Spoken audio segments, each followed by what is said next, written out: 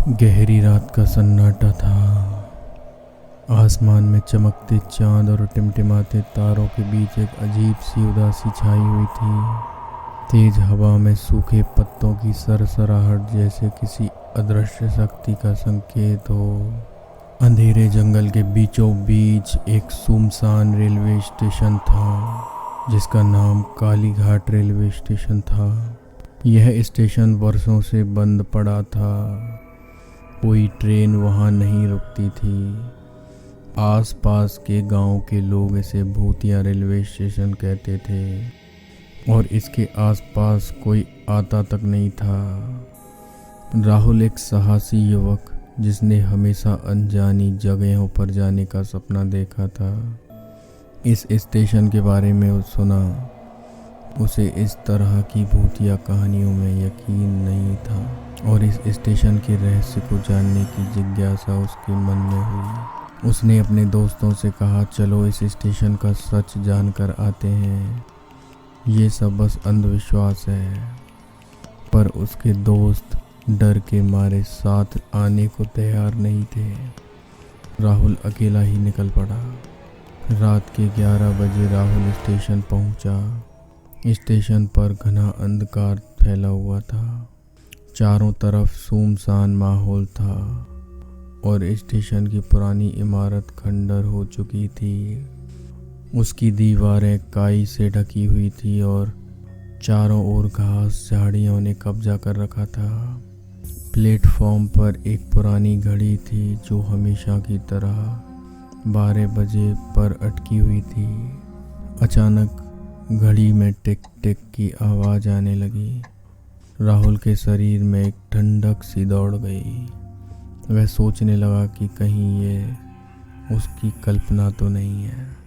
Rahul platform पर टहल रहा था जब उसे दूर से एक धीमी सी आवाज़ सुनाई दी, मानो कोई पुरानी ट्रेन ट्रैक पर चल रही हो। वह जैसे ही मुड़कर ट्रेन की ओर देखने लगा, उसे धुंध के बीच एक ट्रेन आती हुई दिखाई दी, लेकिन ये कोई साधारण ट्रेन नहीं थी। ट्रेन धुंधले सायों से बनी हुई थी, जैसे उसमें आत्माएं सफ़र कर रही हों। राहुल की आंखें फटी की फटी रह गई। उसने अपने आप से कहा, यह सिर्फ भ्रम है, मैं बस डर रहा हूँ। पर जैसे ही वह ट्रेन स्टेशन पर रुकी, ट्रेन से सफ़ेद कपड़ों में लिपटे कुछ अजीबोगरीब लोग उतरने लगे। उनके चेहरे बिल्कुल सफ़ेद थे, आंखें खाली और चेहरों पर कोई भाव नहीं था। वे सीधा राहुल की ओर बढ़ने लगे। राहुल ने तेजी से प्लेटफॉर्म छोड़कर स्टेशन के भीतर भागने का फैसला किया। रेलवे स्टेशन के अंदर का नज़ारा और भी भयानक था। पुरानी दीवारों पर खून के धब्बे और हवा में सड़ी हुई गंध थी। राहुल जैसे ही स्टेशन मास्टर के पुराने ऑफिस में घुसा, दरवाज़ा जोर से बंद हो गया। राहुल ने दरवाज़ा खोलने की कोशिश की, पर दरवाज़ा अंदर से लॉक हो गया था।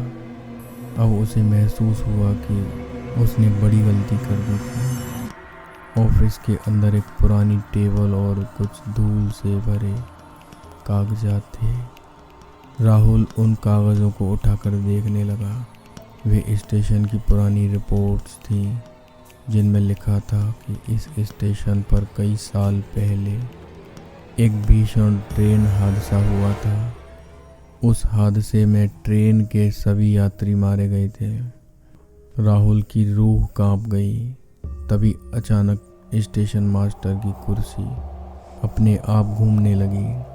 कुर्सी पर बैठा एक कंकाल उसकी तरफ घूर रहा था। उसकी आंखों में गहरे लाल रंग की रोशनी थी। राहुल के मुंह से चीख निकलने ही वाली थी कि वह कंकाल बोल पड़ा, तुम्हें यहाँ नहीं आना चाहिए था, अब तुम्हारा भी यही अंजाम होगा। राहुल ने डर के मारे अपनी आंखें बंद कर ली। जब उसने आंखें खोली तो वह कंकाल गायब हो गया था। राहुल जैसे तैसे उस ऑफिस से बाहर निकलने में सफल हुआ। वह बुरी तरह कांप रहा था। अब उसकी समझ में आ गया था कि यहाँ कोई भूतिया ताकत है। प्लेटफॉर्म पर वापस आते ही उसे फिर से ट्रेन की सीटी सुनाई दी। इस बार वह ट्रेन और पास आ रही थी। उसके कानों में कुछ अजीब सी आवाज़ें गूंजने लगी।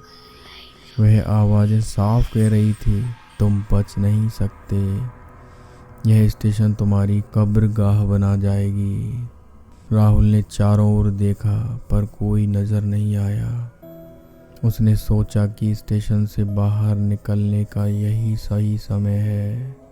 लेकिन जैसे ही उसने कदम बढ़ाया, प्लेटफॉर्म के किनारे से एक जली हुई महिला प्रकट हुई। उसके बाल बिखरे हुए थे और उसकी आंखों से खून टपक रहा था। उसकी चीखें इतनी जोरदार थी कि राहुल के कानों में तेज दर्द होने लगा। वह महिला उसकी तरफ धीरे धीरे बढ़ने लगी। राहुल ने भागने की कोशिश की, लेकिन उसके पैर जैसे जकड़ गए थे। महिला ने उसे पकड़ लिया और बोली, यहाँ से कोई जिंदा नहीं जा सकता, तुम भी आओ हमारे साथ हो। राहुल का दिमाग सुन्न हो गया। उसकी हिम्मत जवाब देने लगी थी, लेकिन फिर भी उसने आखिरी कोशिश की। उसने अपने मोबाइल की टॉर्च जलाई और अंधेरे में भागने लगा। वह ट्रैक की ओर दौड़ पड़ा, जहाँ से उसने उस भूतिया ट्रेन को आते देखा था। उसे लगा कि शायद स्टेशन के बाहर निकलने का यही सही रास्ता है। लेकिन जैसे ही वह ट्रैक के पास पहुंचा, वह ट्रेन फिर से उसके सामने आ गई। ट्रेन के दरवाजे अपने आप खुल गए और भीतर से वही सफ़ेद चेहरे वाले लोग बाहर आने लगे और वे राहुल की ओर बढ़ रहे थे। राहुल ने महसूस किया कि उसका अंत निकट है और वह ज़मीन में धंसने लगा। उसे ऐसा लगा जैसे ट्रेन के ट्रैक के नीचे कोई गहरी खाई हो और वह उसमें गिरता जा रहा है। आखिरी क्षणों में उसने अपने चारों ओर उन सभी आत्माओं को देखा जो उसे घूर रही थी। एक अंतिम चीख के साथ राहुल पूरी तरह अंधेरे में समा गया था। कुछ दिनों बाद राहुल के दोस्तों को उसकी चिंता हुई। कहते हैं जो भी कालीघाट स्टेशन के पास जाता है वह कभी लौट कर नहीं आता। वहाँ की आत्माएं उसे अपनी दुनिया में खींच लेती है। अब भी उस स्टेशन पर हर रात एक ट्रेन आती है जिसमें भूतिया यात्री सफ़र करते हैं और उसके साथ एक और आत्मा जुड़ जाती है, राहुल की आत्मा।